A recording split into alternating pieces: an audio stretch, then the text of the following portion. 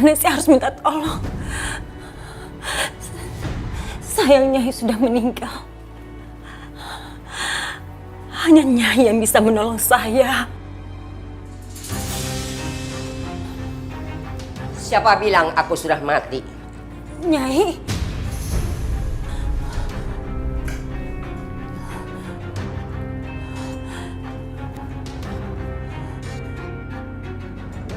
Nyai, bukannya Nyai sudah... Aku memang tertimpa batu, tapi aku masih selamat. Syukurlah Nyai, Nyai masih hidup. Nyai, tolong saya Nyai, kembalikan wajah saya seperti semula. Saya akan menolong kamu, tapi ada syaratnya. Apapun syaratnya Nyai, akan saya lakukan apapun syaratnya. Baik kalau begitu, cepat kamu pergi ke goa. Saya tunggu kamu di sana. Iya Nyai, saya akan ke sana.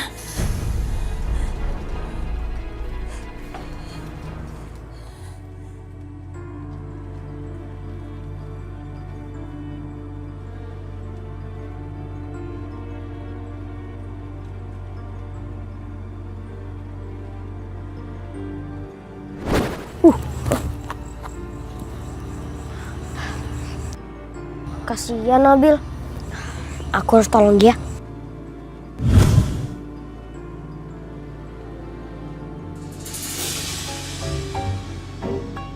Wah, kayaknya nih pohon cocok nih buat dijadiin rumah pohon untuk Nabil.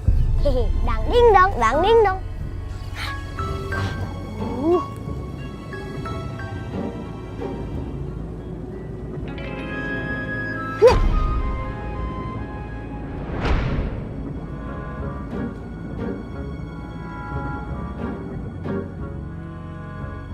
Hehe, hehe, dang ding dong.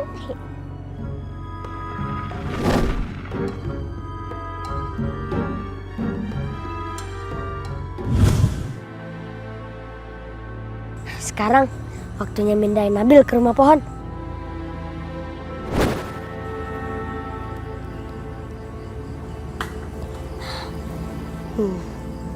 Alhamdulillah. Yang penting Nabil udah nggak kedinginan di sini. Dang ding dong, dang ding dong. Udah, pergi dulu. Dang ding dong.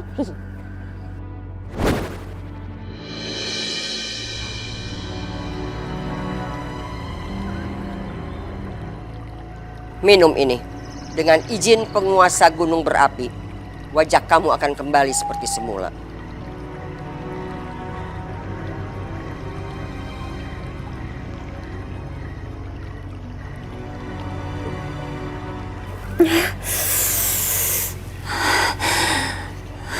Panas Nyai, panas.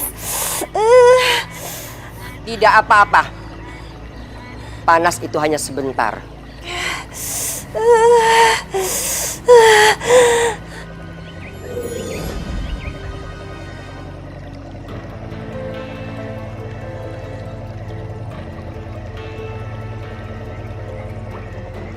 Kamu lihat wajah kamu.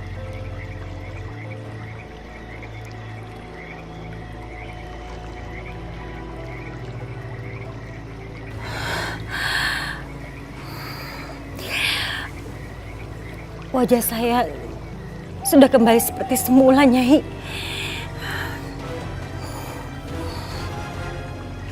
Terima kasih, Nyai. Nyai, terima kasih. Wajah kamu sudah kembali seperti semula. Dan ada satu syarat yang akan aku ajukan pada kamu. Saya siap, Nyai. Tinggalkan suami kamu. Tapi kenapa saya harus menjauhi suami saya, Nyai? Bukankah kamu ingin mendapatkan warisan 1 triliun dari leluhur kamu? Dan syaratnya, kamu harus mendapatkan anak dari darah daging kamu sendiri. Dan itu tidak akan bisa. Karena kamu tidak akan bisa hamil dari rahim kamu. Aku akan manfaatkan suami kamu.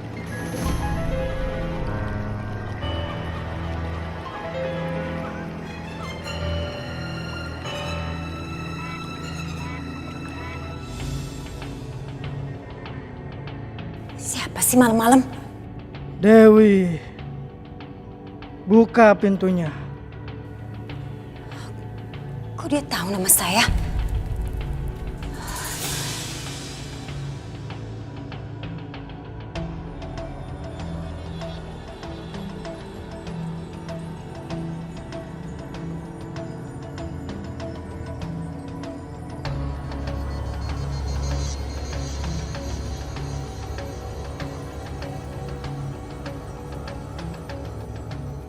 Dewi, buka pintunya.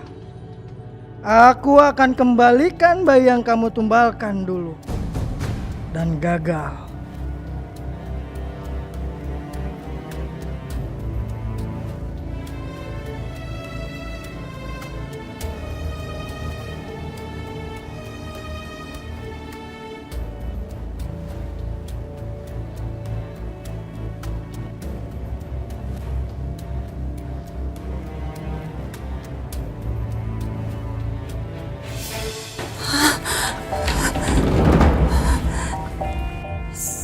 Siapa kamu? Kamu tidak perlu tahu siapa aku. Aku kembalikan bayi yang dulu kamu lahirkan dan akan kamu tumbalkan. Dia anak istimewa yang kamu benci dan dia yang akan menolong kamu jika kelak kamu sadar dari semua kesalahan. Anak yang saya tumbalkan.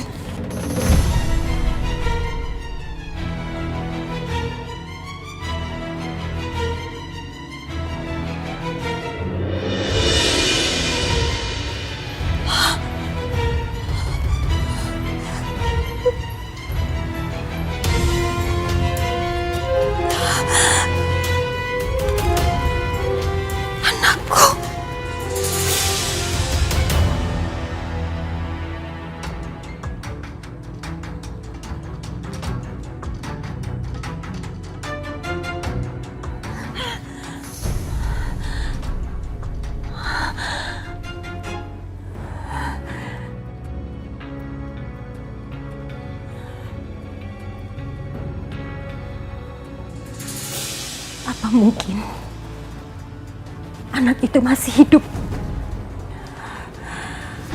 Lalu apa arti mimpi ini?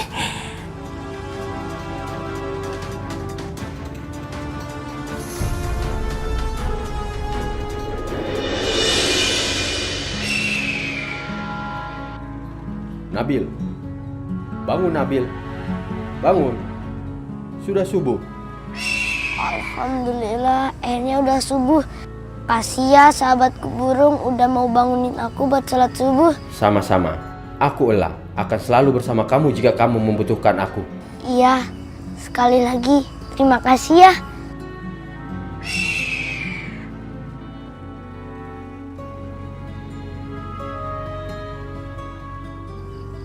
Nah, kenapa aku di sini?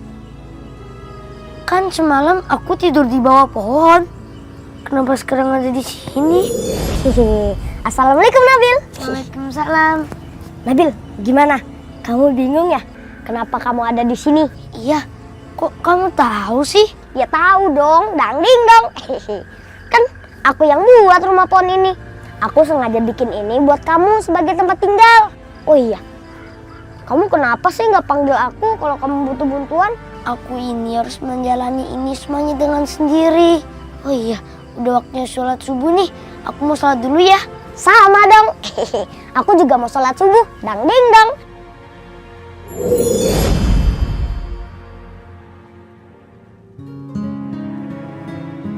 Kang Ustadz yakin akan memberitahu warga bahwa si Ghazali yang mencuri harta benda mereka? Dan apa Kang Ustadz sudah pikirkan bagaimana reaksi warga yang sebenarnya? Saya sudah pikirkan Kang Ayub.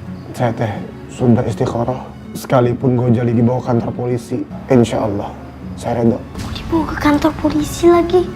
Meskipun dia anak seorang yang dikatakan Ustadz, dia berhak mendapatkan hukuman. Gawat nih, gawat.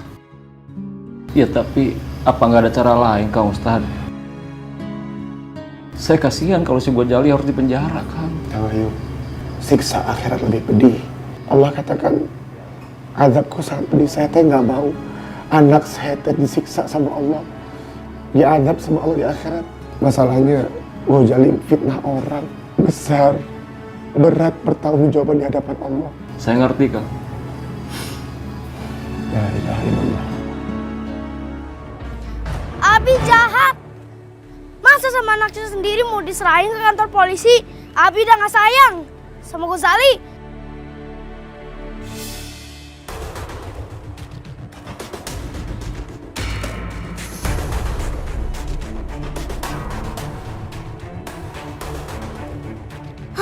Oh, kok ada polisi?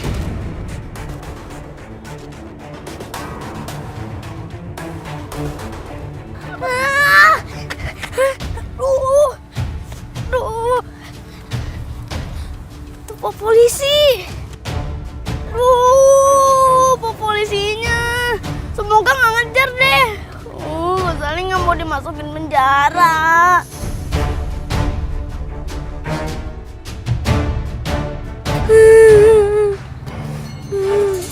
Ghazali nggak mau ditangkap.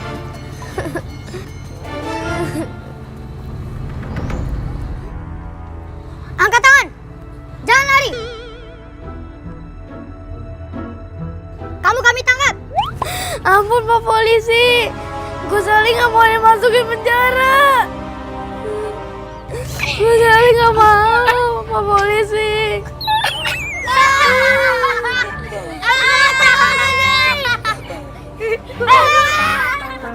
Narut, Pak Suus. Awas ya, jangan lari.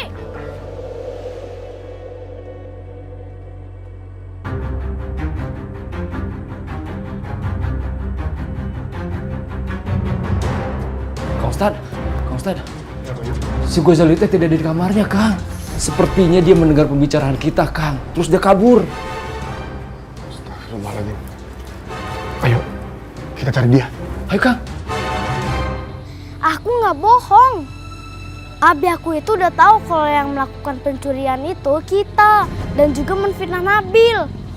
Terus Abi aku itu mau membawa kita ke kantor polisi. Tapi sebelum dibawa ke kantor polisi, kita dikasih dulu ke warga.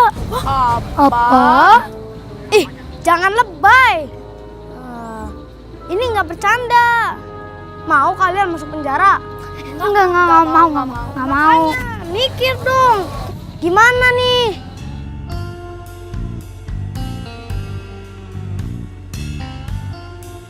Gimana? Udah dapat ide belum? Belum. Alah, gayanya doang so mikir. Padahal gak bisa mikir. Payahlah kalian. Gimana kalau kita tanya ke Nyai Wowo?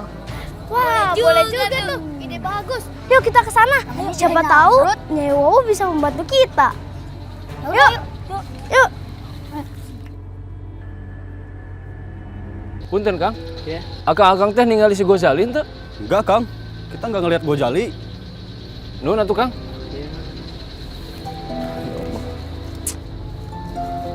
Kang Ustad, warga teh tidak ningali, Kang Ustad. Bagaimana kalau kita cari ke tempat lain aja? Ke tempat biasa si Ghazali main sama si teman-temannya, Kang?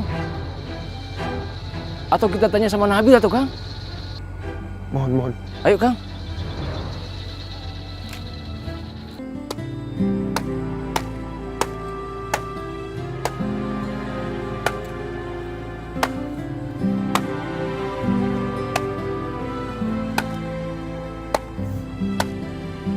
Assalamualaikum Nabil. Assalamualaikum. Waalaikumsalam Pak Ustadz. Ayo. Iya, Nabil.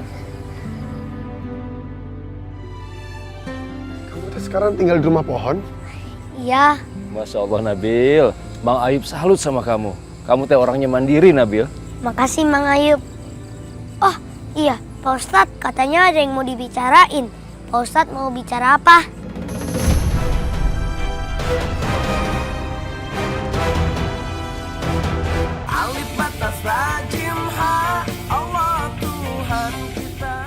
Saya ingin kasih tahu ke Mami, ada satu rahasia yang selama ini menjadi rahasia. Dan Mami tidak pernah tahu. Kamu menyembunyikan rahasia dari Mami? Iya. Dan sekarang saatnya Mami tahu. Kalau saya pernah memiliki anak yang lahir dari rahim saya sendiri. Kamu pernah melahirkan? Kamu hamil, Mami tidak tahu. Kamu melahirkan juga Mami tidak tahu. Lalu di mana anak itu? Kok ada bau wangi apa ini? Kayak dari kamarnya Mami Larasati.